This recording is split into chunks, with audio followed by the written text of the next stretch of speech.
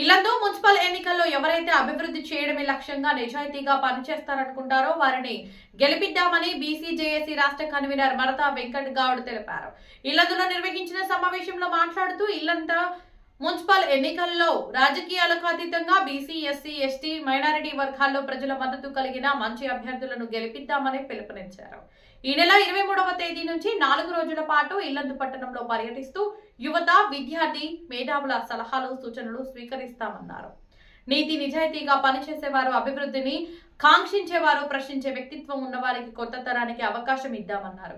కార్యక్రమంలో టీడీపీ ఇల్లందు నియోజకవర్గ coordinator Mudragada Vamsi, Ekta house సభ్యులు పాల్గొన్నారు. త్వరలో జరగబోతున్నటువంటి మున్సిపల్ ఎన్నికలలో బహుజనులను చైతన్యపరిచే నిమిత్తము రాజకీయాల వైపు మొగ్గు చూపే విధంగా యువకులను, విద్యార్థులను, సేవా సంఘాలను, కుల సంఘాలను ప్రతి ఒక్కరిని చైతన్యపరుస్తూ రాజకీయాల్లో పాల్గొనే విధంగా కొత్త తరం రాజకీయాల్లోకి రావాలని చెబుతూ తీసుకునే యాత్ర, చేయబోయే యాత్ర 23, 24, 25, 26 తేదీలలో ఇల్లందులో ఉన్నటువంటి పురవీధులలో గుండా పోతూ సంఘాలు ఉన్నటువంటి చోట కూడళ్లలో మాట్లాడుతూ వాళ్ళ యొక్క అభిప్రాయాలను సేకరిస్తూ ముందుకు సాగడం జరుగుతుంది. ముఖ్యంగా బహుజనులు అంటే బీసీ, ఎస్సీ, ఎస్టీ, మైనారిటీ ఉన్నటువంటి సోదరులే. రాష్ట్రంలో 80-90% ఉన్నటువంటి జనాభాలో అధికారం వైపు ఎప్పుడు కూడా వెళ్ళలేదు.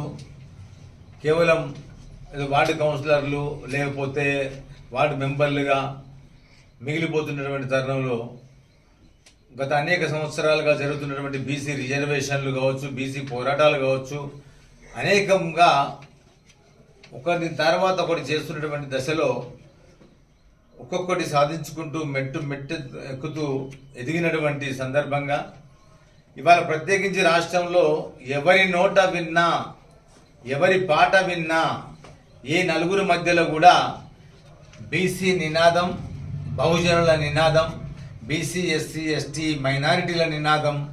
అందరూ రాజకీయాల్లోకి పాల్గొనాలి అంటే మిగతా 10% తప్పించి మిగతా 90% ఉన్నటువంటి వాళ్ళు రాజకీయాల్లోకి ఎందుకు పాల్గొనట్లేదు? చురుకైన పాత్ర ఎందుకు పోషించట్లేదు? అవినీతి ఎందుకు ప్రశ్నించట్లేదు? ఒక తీర్మానాలు లేకుండా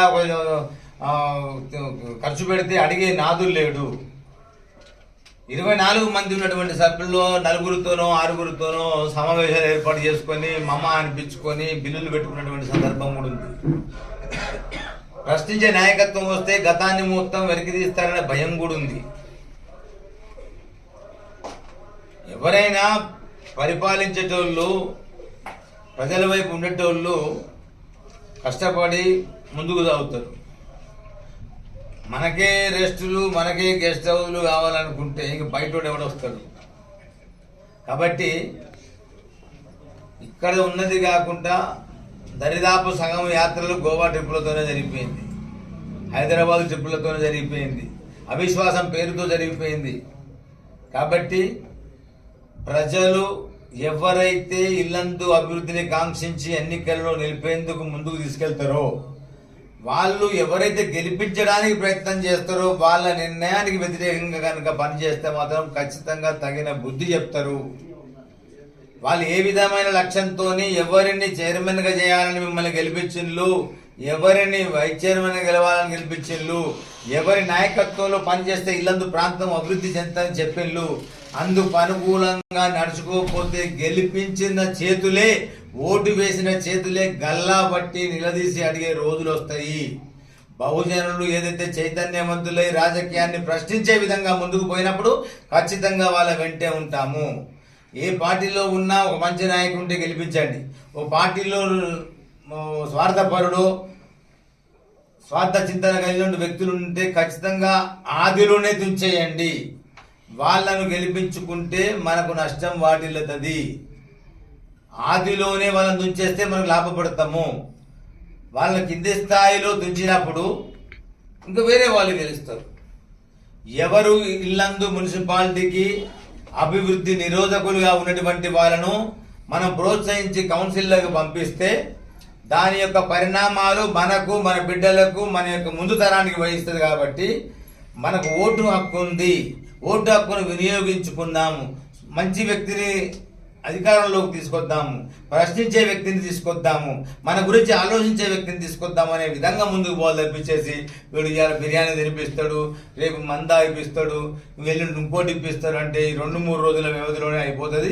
తర్వాత మనతో చూడని కూడా చూడరు, మన కలవని కూడా చూడరు. సాగుకో, బతుక్కో, కర్మలకో, పెళ్లికో, పేరంటానికో కలిసడానికి కూడా రారు. కాబట్టి మీరు ఒకటే గ్రహించుకోవాలి, రాబోయే ఎన్నికలలో మన కులము కాకపోవచ్చు, మన పార్టీ కాకపోవచ్చు, ఇల్లందు అభివృద్ధిని కోరుకునే నాయకులు, ఆ కోరుకునే నాయకుడు మద్దతు పలికే వాళ్ళు ఎవరైతే ఉంటారో వాళ్ళకి మీరు మద్దతు కలిగినప్పుడే, వాళ్ళకి మీరు మద్దతు ఇచ్చినప్పుడే, సంపూర్ణమైన మెజార్టీ ఇచ్చినప్పుడే మీరు కోరుకున్న నాయకుడు వస్తాడు, మీరు కోరుకున్న నిధులు వస్తాయి, మన ప్రాంతం అభివృద్ధి అవుతుంది, మన ఇల్లంతా అభివృద్ధి అవుతుంది అని చెప్పేసి తెలియజేస్తున్నాము. 23, 24, 25, 26 తేదీలలో బీసీ, ఎస్సీ, ఎస్టీ, మైనారిటీ సోదరులందరినీ కలుపుకొని బహుజన వాదంతో, సబ్బండ కులాలతో, సబ్బండ కుల సంఘాలతో కలుపుకొని, వృత్తి వ్యాపార సంఘాలను కలుపుకొని మేము చేస్తున్నటువంటి ర్యాలీలో అభిప్రాయ సేకరణ ఉంటుంది. ఎవరు కావాలనుకుంటున్నారు, ఎవరిని వద్దనుకుంటున్నారు, ఎవరు తిరస్కరిస్తున్నారో తెలియజేసుకొని అలాంటి వ్యక్తులకు ఎలక్షన్ కమిషన్ ఇచ్చిన తర్వాత మేము మా మద్దతు ఉంటుంది. అలాంటి పార్టీలో చేరుతాం, అలాంటి చేరే వాళ్ళని ప్రోత్సహిస్తాం. అది అధికార పార్టీ కాంగ్రెస్ కావచ్చు, టీఆర్ఎస్ ప్రతిపక్ష పార్టీ టీఆర్ఎస్ కావచ్చు, లేకపోతే సిపిఐ, సిపిఎం, ఎంఎల్ పార్టీ కావచ్చు. ఇవాళ మా బహుజనవాదంతో ముందుకు పోతున్నటువంటి దాంట్లో సిపిఐ పార్టీ మాతో పొత్తుకు సిద్ధంగా ఉన్నది, తెలుగుదేశం పార్టీ మాతో పొత్తుకు సిద్ధంగా ఉన్నది, ఎంఎల్ పార్టీ మాతో పొత్తుకు సిద్ధంగా ఉన్నది. గతంలో చేసినటువంటి మంచి పనులు వాళ్ళు గుర్తు చేసుకొని నెంబరు వేసుకొని ఇలాంటి మడత రమ్మ వెంకటగౌడ, మడత వెంకటగౌడ నాయకత్వంలో మనం ముందుకు పోయినట్లయితే మనకి ఇల్లందులో మంచి పేరు వస్తుంది. అలాంటి నాయకత్వాన్ని ప్రోత్సహించిన వాళ్ళు అయితే మనకు గెలిచే 1 సీటా 2 సీట్ల ముఖ్యం కాదు. మనం ఎలాంటి వారికి మద్దతు పలికినాం, ఎవరికి చైర్మన్గా ఇచ్చినాం, అలాంటి వ్యక్తి రేపు మన గురించి మాట్లాడతాడా లేదా అని ప్రశ్నించే వ్యక్తిత్వం ఉన్నోని తీసుకొచ్చినావా లేదా అనేది వాళ్ళకి ఆత్మసాక్షికి ప్రజలందరూ కోరుకుంటున్నారు. ఎప్పుడైతే బహుజన విధానంతో బీసీ రిజర్వేషన్ వచ్చిందో, ఆ రిజర్వేషన్ వచ్చిన చోట మనం ఇక్కడే ఉన్నాం. కానీ మడత రెమ్మ వెంకటగౌడ్ మాజీ మున్సిపల్ చైర్మన్ ఊరంతా పాకింది. అంటే అలాంటి వ్యక్తులు కావాలి. రేపు ఆమె అని కాదు, ఆమె కంటే మంచి స్థానంలో ఉన్నోళ్ళు ఉండొచ్చు. ఇలా ఏదైతే ఎస్టీ అయితే అనసూయ గారి పేరు వచ్చిందో, అలాగే ఎస్సీ అయితే మన డాక్టర్ కల్పన గారి పేరు వచ్చిందో, అలాగా బీసీ అయితే చదువుకున్న వ్యక్తిగా రమగారి పేరు కూడా వచ్చింది. దాన్ని పరిశీలిస్తారు ప్రజలు కోరుకుంటే ఎవరు ఆపలేరు. విజయము పార్టీ వైపు కాదు, వ్యక్తి వైపే ఉంటుంది, అభివృద్ధి వైపు ఉంటుంది. ఖచ్చితంగా ఎవరైతే అభివృద్ధి చేయగలుగుతారో వారికే ఇల్లందు పార్టీల ప్రజల మద్దతు ఉందని మేము ఆశిస్తున్నాం. ఖచ్చితంగా 23, 24, 25 తేదీలలో బహుజన చైతన్య యాత్రలో ప్రతి ఒక్కరు పాల్గొనాలి. విద్యార్థులు, యువకులు పాల్గొనాలి, జయప్రదం చేయాలి. మీరందరూ పాల్గొని మీ సూచనలు ఇవ్వండి, కలవండి, తెలియజేయండి. ఖచ్చితంగా మంచిని ప్రోత్సహిస్తాం, అభివృద్ధిని కాంక్షించే నాయకులకు మద్దతు పలుకుతాము అని ఈ సందర్భంగా తెలియజేస్తున్నాం.